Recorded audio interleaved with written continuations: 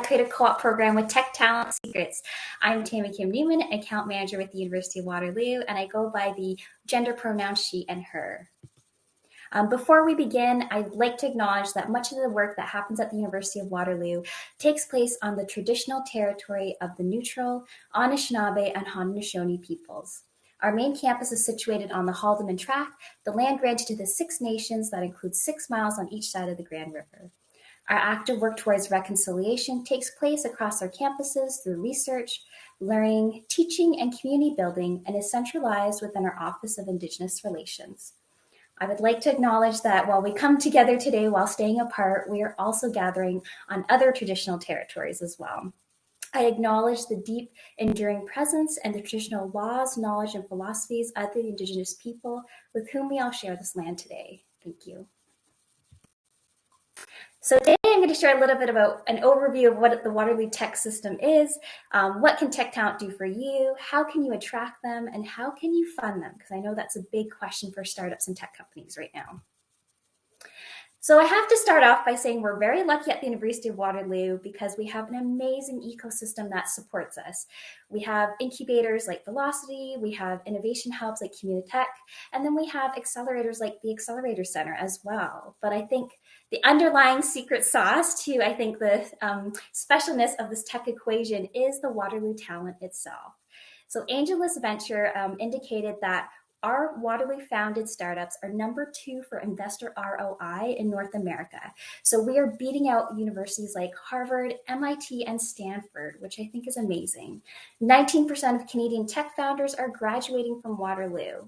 And so you might ask yourself, why are they coming to the University of Waterloo? Well, it could be because we're number 1 for math, computer science, and engineering programs. It could also be because we operate the world's largest co-op program with over 25,000 students enrolled across over 120 different programs. When we looked at a 3-year period in time between 2017 and 2020, we had over 15,000 students enrolled in the tech industry, which I think is really remarkable. And what's even more amazing is when we looked at where those students were working, what do you think is the number 1 location where tech students were working? Of course, it was Toronto, right? So that had about 27%. But don't worry, our students were working all across the country as well, so they love working in every single province. And our grads leave with up to 2 years of full-time paid experience, which really allows them to hit the ground running. So what can Tech Talent do for you? When the pandemic hit, we knew we had to pivot quickly so that a lot of our startups and small businesses could be supported because we knew they were going to be the ones that would struggle the most. So we launched a suite of free digital skills fundamental courses, which we partnered with industry leaders on. So for example, we partnered with Vidyard to create a video marketing module. And then we also partnered with like Shopify, for example, as a company to create the e-commerce module. So we found industry leaders in each space and we opened up these courses to all students across all faculties and programs so that they would be equipped to succeed during the pandemic. And I want to note that in 2021, we had over 23,000 students employed. So kudos to all those amazing students and to all the employers as well for supporting them. So we looked at over 71,000 co-op postings, and these were the required skill sections of jobs that were filled by our students. So these are essentially skill sets that our students are bringing to industry. They already have them because these were filled positions. So it's probably no surprise when we look on sort of the math and computer science side of things and engineering as well, the range of skills, right? If you need a web developer, an app developer, a software developer, regardless of what tech stack you're working with, I almost guarantee that every one of our students has had some exposure to it in some way or form. A lot of our junior students, for example, work on side projects to prepare themselves to get into the co-op position. So they really come with that drive and energy. When we look at the art side of things, we know that human-centered skill sets are really important, but they also have digital literacy as well. So I would love to throw this over. I hope this will work to Alicia to maybe talk about her CoOp experience. So I might have to stop sharing, but let's see, Alicia, tell me if that works. There we go. Thanks, Tammy. Yeah, for sure. Like, I'll tell you one thing for sure is that as I work as a marketing outreach events coordinator, and I actually got hired through Waterloo to do my co-op. So pretty full circle moment there, but it's currently my first co-op term, and that means that's the first time that I'm getting hired through this job portal. And that, just to give you a quick overview of what I did this term, I was responsible for doing research and vetting over 300 companies using our online portal, and then presenting that collected data to the business developers, which was used directly for lead generation and to create more jobs. Apart from that, even HR recruitment, I did a lot of HR recruitment. I screened resumes, and I was a part of the interview process, which led to the hiring of, unfortunately, the person who's going to replace me once my co-op term ends. Furthermore, I even went on to do a lot of programming and developing, and I was able actually to get a chance to use some of my coding skills that I picked up last summer to reprogram some functions in Excel, and I did so much more. And I was definitely able to increase my hybrid skill set. That's, if I can put it in one word, it's my hybrid skill set, especially as a first term co-op student, because I used a bunch of different skills that you wouldn't traditionally put with arts, but it was just absolutely amazing. But enough about me. I'm going to pass it back over to you, Tammy, to take us through some of the things that students like myself are looking for in a job. Awesome. Thank you so much, Alicia. That was amazing. I think it's always nice to hear from the students directly and hear what their experience is. So thank you so much for sharing that. Oops, sorry, I apologize. I went back to the beginning. Let me just skip through. Okay, so when we look at the top roles that are in demand for our students right now, I think it's no surprise. After developers, we're hearing a lot of demand for marketing and sales as well. But to give you an idea of some of the jobs or tasks our students can fill, right? They can help you with product strategy and launch. They can help you build your prototype. They can help you build end-to-end applications. They can help you customize user experience flows, right? So I think the list is endless. If there's a task you need help with, I would guarantee that any senior or intermediate role that you're hiring for full-time, there's a way to modify that so it'd be a great fit with the students as well. Okay, so how to attract tech talent. I know this is a really hot topic right now because it's a really competitive market. So we looked at 37,000 job postings over a 3-year period of time. And we looked at what were the key words and themes that led to a higher number of job applications. So it may not surprise you, but there were 6 themes that really stood out. And when companies incorporated language related to these 6 themes, they had higher applications. So it was inclusive of all industries, all company sizes, and all locations. So the 6 themes are company culture, programming, food and games, employer values, compensation, and career development. So I want to take a closer look at one of the themes, employer values. So a lot of the words related to this theme were around sort of the ability to lead or to have an impact, as well as the resources available to students, which is really interesting. So there's a couple of job postings here that we've kind of scrubbed of identifying information. And when you look at job B on the bottom, for example, they did pretty well. They had over 127 applications. And what I think they did really well is they clearly articulated their values, right? Honesty and integrity, respect, and having fun. That really stood out in their job posting.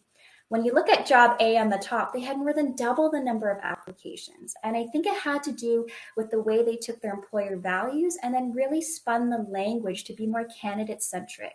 You are valued, respected, and heard. We strive to help you make an impact from day one. We're going to support you with the tools and resources you need. So they made it really clear that they're going to invest in their new hire and really help them be the best candidate, be the most successful that they can be. So I think that twist in language really resonated with our student candidates. So some quick tips when we look at, traditional job postings and maybe the categories that you would include, our advice is, job title. Sometimes we see really creative job titles come through, but you don't have to say numbers ninja. You can say accounting analyst, and that's okay. Location. So pre-pandemic, you would almost assume that most likely someone who's going to be reporting in person. Now it is so much more complicated. You could be hybrid, fully remote, or fully in person. So I think articulating that as best as you can, and if you're willing to be flexible and customize that to each candidate, note that as well. That's okay. Job summary. So this is where you should really let your culture shine and really highlight the impact that you can make in the company or in the role. So a lot of times use data wherever possible. Maybe it's the number of clients you're going to reach. Maybe it's the community impact, whatever it is. If you can quantify it as much as possible, I'd really encourage you to do that because I think it really makes it transparent to the students. Job responsibilities. So I would say just be transparent. If 50% of the job is going to be doing QA and debugging, just note that and be really upfront about that. Because I think the students like to have clear expectations about what they're going into. Skills requirements. So as much as you can, I always encourage employers to separate the must-haves versus the nice-to-haves. Because sometimes when you have that huge list of all the requirements of your dream applicant, it can really weed out a lot of the amazing junior candidates who would be fantastic because they start to self-doubt if they would meet all that criteria. So separate it as much as you can. And then compensation and benefits. I know this is a really hot topic as well. I don't think it's just about dollar amount. I think it's just about including some information for candidates. So also talk about the company perks or benefits, right? Talk about the learning and training and development opportunities, because for some candidates that will resonate more than just the dollar amount. So use whatever you have to your advantage when you market the compensation and benefits, including working with the co-founder, because not all students can do that in a bigger company, for example. Okay, how do you find the money to fund your hire? So I'm going to give you some tips in this next couple of slides. So there's a federal government Canada program right now called the Student Work Placement Program, or SWPP for short. So if you take part of this program and if you get approved and you're an eligible business and you hire an eligible student candidate, you could be eligible to get 50 to 70% of those wages paid back to you, which is substantial savings. So for example, if you were to pay a student $18 an hour for a 4-month co-op term, it comes to over just $10,000. So if you were to hire, let's say, a first-year student and we're eligible to get that 70%, so the upper range is more for the underrepresented groups, including first-year students, your cost might only be as low as $3,024 for 4 months of work. So that works out to like $5.40 per hour. So it's a really big cost savings. And then depending where you're located in the country, if you're within Ontario, for example, you can stack the federal SWPP program with the provincial cooperative education tax credit.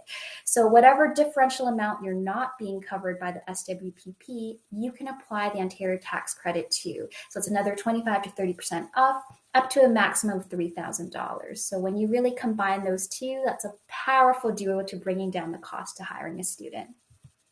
And I wanted to give some quick tips on how to maximize your SWPP funding. So you need to hire a student first for most of the delivery partners. So you can't apply for the funding and then go find someone. Typically, you have to commit to hiring a student first. As soon as you've hired a student, apply for funding. So some quick tips, there's delivery partners like TechNation right now that already have their spring applications open. So come hire a student and then you can apply for funding right away. You do have to add your student to payroll. So you can't do anything like, e-transfers or something like that. You do have to have official payroll software that will indicate how much a student has made during their entire term with you. And at the end of the term, you submit the final pay stub, and that's how your SWPP delivery partner will calculate that 50 to 70% off that they'll return back to you. And realistically speaking, I do like to be upfront about this. From my experience working with companies, sometimes it's about a 4 to 6 month waiting period to get the funding back. So you do have to have enough capital up front to pay for your hire. But Tammy, you might be wondering, how about those international students? So I should note that for the SWPP, it's only eligible to Canadian citizens, permanent residents, or those that would be protected under the Refugee and Immigration Protection Act. So for international students, another option that you can explore is the My Tax Business Strategy Internship. So what it is an overall award program of 10 to 15K. And as a startup or SME, you would contribute 25 to 50% of the cost. Interns can be named after you get approved for funding. So that's a little bit different than the SWPP. And the student would be paid through the University of Waterloo. So you don't have to add them to payroll. You don't have to look after any of those administrative details. We will handle that all for you. So that's another great option to explore. And I'm always happy to connect after the call as well. So overall, what are the benefits of hiring a co-op student? everyone's really taxed out right now, right? We know there's a lot of demands, especially in this digital environment. I think I read a stat that we're doing 250% more meetings than we did pre-pandemic. So everyone's feeling stretched. So hire a student to take some of that workload off of you.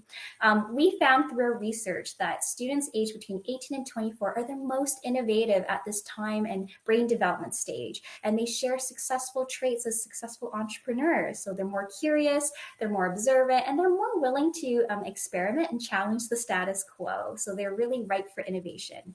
Hopefully, with the funding tips I've shared with you, it'll be more affordable for you to hire student talent as well. And I like to tell students it's not a 4-month co-op job, it's a 4-month interview to really woo your full-time employer and show them what you're capable of so that hopefully they'll give you a full-time offer when you're done school. And likewise for the employer, it's a 4-month opportunity to really showcase your culture and really showcase to that candidate why they should be invested in you as an employer and why they should come back to you full-time. So if you're looking to hire a summer student, we still have hundreds of amazing computer science and engineering and art students available. So please contact me, and I'd love to help you get connected to our top talent. If you're interested in learning more about hiring, we're also doing a free 30-minute webinar next week on April 20th at 12 noon. So if you'd like to learn more, you're also welcome to attend that drop-in webinar as well. And I'll leave my contact information on the screen. I'd love to connect with you. If you have any questions, feel free to add me on LinkedIn, or you can email or call me directly, and I'm always happy to answer any talent questions. So I apologize because I can't see the chat or questions right now. Maybe I'll stop sharing, and then I can see if there's any questions that anyone would like to ask.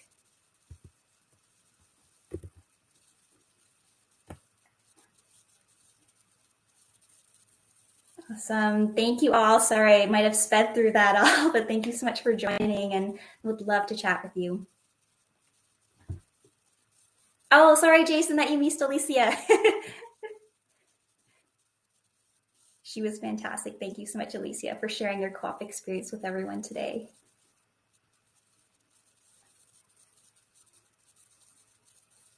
And if you have any questions or things that you're really wanting to know, like for example, on our website, we do have average salary earnings.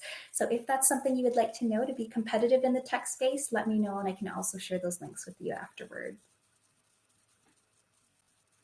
Thanks so much, Laura. Thank you so much, everyone, for joining today. Thanks, Brandon, for the shout out. It's the next generation of leaders. Thank you for supporting them.